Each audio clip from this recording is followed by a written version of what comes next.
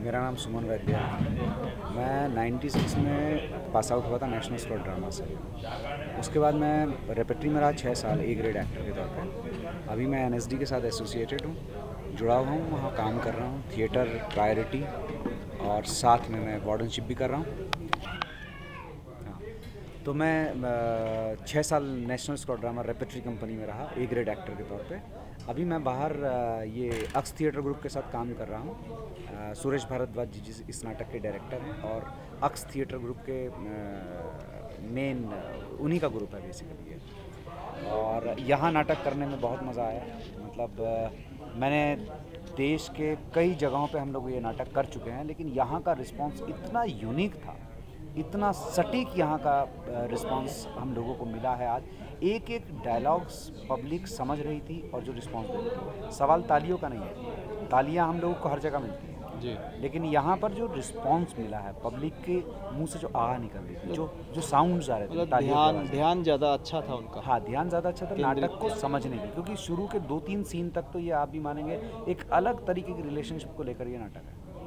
तो हर जगह हम लोग को डर लगा रहता है, पता नहीं फैमिली के लोग या कुछ एक्सेप्ट करेंगे नहीं करेंगे। लेकिन धीरे धीरे ग्रेजुअली जब नाटक आगे बढ़ता है, इसकी डीपनेस को जब समझते हैं कि हाँ यार, इंसान कहीं ना कहीं किसी एक व्यक्ति के साथ सच्चा तो हो सकता है। बहुत सारी चीज़ें होती हैं आपकी ज़िंदगी में कि आपकी शादी आपकी मर्ज़ी के ख़िलाफ़ भी हो सकती है, या कॉम्प्रोमाइज़ भी हो सकता है कभी कभी, लेकिन आप उसको भी निभा रहे होते हैं, बहुत ईमानदारी के साथ निभा रहे होते हैं। लेकिन कभी कोई ऐसा रिलेशन आपके बीच में डेवलप हुआ हो, वो जब आपकी ज़िंदगी में दोबारा से एंटर करता है, और वो फिर जब तय करते हैं हर साल मिलने का अपना 1 साल, वो पूरा 1 दिन में शेयर करेंगे।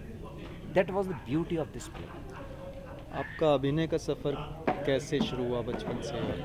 पहले तो स्कूल में हम लोग ड्रामा किया करते थे, नाटक करते थे। कॉलेज लेवल पे जैसे सभी लोग करते हैं शुरुआत दौर पे। फिर मेरा संबंध हुआ निर्मल पांडे से, जो अब नहीं रहे हैं, मेरे गुरु हैं वो, और वो नेशनल स्कूल ड्रामा में थे। उनके साथ रह कर के मैंने बहुत सीखा काम। उसके बाद फिर मैं नेशनल स्कूल ड्रामा में आया।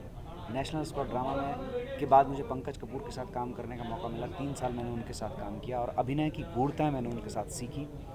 और उसके बाद फिर मैं प्रोफेशनली काम करने लगा, और अभी लगता है कि हाँ, अभी तो बहुत काम करना है, और कर रहे हैं धीरे धीरे, और हर जगह जाकर के नई चीज़ सीखने को मिली। फिल्म्स में किया आपने कुछ? फिल्म्स नहीं की, मैंने सीरियल किया। आजकल मेरा एक सीरियल ऑन एयर है, महाराजा रंजीत सिंह, संडे को आता है 11 बजे DD1 पे, जो अब अंतिम दौर में मैं मेन विलन बना हूँ उसमें। अच्छा। फ़तेह अली खान उसमें कैरेक्टर का नाम है। जी।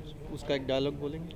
अब उसके डायलॉग तो भूल गए कि क्या, पिछले साल शूटिंग हुई थी उसकी, तो जी। वो अभी रिकॉल कर पाना, क्योंकि नाटक के डायलॉग मुझे आज भी याद हैं, क्योंकि नाटक का एक प्रोसेस होता है। टेलीविज़न सीरियल का कोई प्रोसेस इन द सेंस, आप प्रोफेशनल एक्टर हैं, तुरंत याद कीजिए और तुरंत परफॉर्म कीजिए।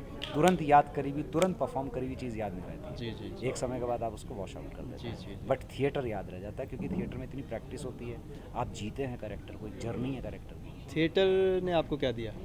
थिएटर ने मुझे पहचान दी, थिएटर ने मुझे लाइफ दी, थिएटर ने मुझे वाइफ दी, थिएटर ने मुझे घर दिया, थिएटर ने मुझे सारी फैसिलिटी, ज़िंदगी का संतोष दिया, संतुष्टि। ये तो मतलब एक वैसे मेटलिस्टिक हो गया। नहीं, मेटलिस्टिक नहीं है सर, और फीलिंग के साथ है। और उसने अपने आप को पहचानने में कितनी मदद की थिएटर ने आपको? वो तो डेफिनेटली, आप भटक रहे होते हैं ज़िंदगी में, पढ़ाई के बाद क्या करूं क्या नहीं करूं, लेकिन मेरा जुड़ाव थैंकफुली थिएटर में शुरू से ऐसे लोगों के साथ हुआ जो बहुत गंभीरता से थिएटर कर रहे थे। जी। तो थिएटर में आने के बाद मुझे एग्जैक्टली पता चला कि मुझे क्या करना चाहिए। अच्छा।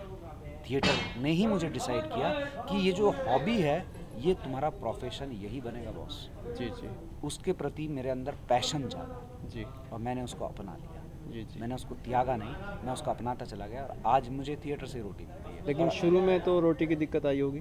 शुरू में रोटी की दिक्कत डेफिनेटली आई। तो हाउ यू ओवरकम? घर वालों का सपोर्ट मिलता रहा मुझे। मिलता रहा। मेरी मदर ने बहुत सपोर्ट किया मुझे। अच्छा। वो कहती थी बेटा तू कर जो करता है, हम हैं तेरे पीछे खड़े।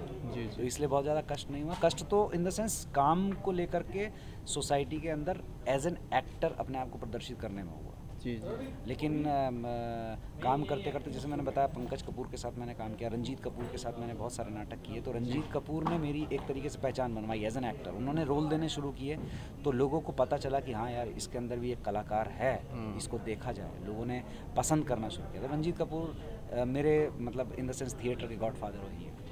मतलब आप एक बहुत ही साधारण व्यक्ति लग रहे हैं मुझे। जी हाँ। मतलब जैसे आपसे बात कर रहा हूँ तो मुझे ऐसा नहीं लग रहा कि बहुत बड़े एक्टर से बात कर रहा हूँ। नहीं नहीं, मैं बड़ा एक्टर हूँ ही नहीं सर। मैंने जो परफॉर्मेंस किया, ये आप लोगों का प्यार है, मोहब्बत है, थोड़ा अनुभव है और कुछ बड़े लोगों का आशीर्वाद है, जिसके तहत मैं इस कैरेक्टर को जी पाया। तो ये नाटक आप कब से कर रहे हैं? ये नाटक 1 साल हो गया है। 1 साल हो हाँ, गया। पूरे ऑल ओवर इंडिया में इसके शोज मतलब अभी आधे इंडिया में कर चुके हैं, अभी आधे इंडिया में और करने की इसमें आपने कितने दिन रिहर्सल किया पहले शुरू में? 1 महीने की रिहर्सल। बस 1 महीने में हो गया? 1 महीने में तैयार हो गया, बल्कि उससे कम ही करी थी, क्योंकि बीच में प्रोफेशनल असाइनमेंट होते हैं। मेरे साथ जो को एक्ट्रेस हैं वो भी बाहर काम करती हैं, फ्रीलांसर हैं, जी।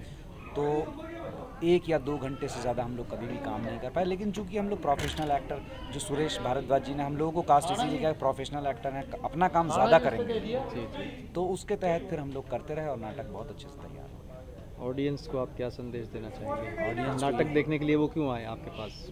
नाटक में मैं ऑडियंस से ये कहना चाहता हूँ कि वो लोग प्लीज़ नाटक देखने के लिए आएँ, क्योंकि एक कलाकार, कोई भी व्यक्ति हो, मैं नहीं, कोई भी एक कलाकार किसी करैक्टर की फीलिंग को कितनी सच्चाई के साथ आपके सामने प्रस्तुत करता है, आपके सामने लेकर आता है उस करैक्टर की फीलिंग को, उस करैक्टर की जर्नी को, वो देखने लायक होती है हर कलाकार की। इसलिए मैं ऑडियंस से गुजारिश करता हूँ हाथ जोड़ के कि प्लीज़ हर कलाकार को देखने के लिए आएँ, उसकी कला को देखें, और उससे आप जब देखने के लिए आएंगे तो नेचुरली यहाँ के कलाकार नहीं, पूरी दुनिया के कलाकारों की कला और निखरेगी, आपके सामने उतना ही पॉलिश्ड काम है। दर्शकों का भी उतना ही पार्ट है हमारे इम्प्रूवमेंट में, हमारे इम्प्रूवमेंट में दर्शकों का भी उतना ही पार्टिसिपेशन है, उतनी ही भागीदारी है। दर्शक जितने मिलेंगे हमें, हमारे ज़िंदगी में ग्रोथ, हमारा इम्प्रूवमेंट उतना ही होगा। दर्शक हमारे ये हैं, क्या कहते हैं,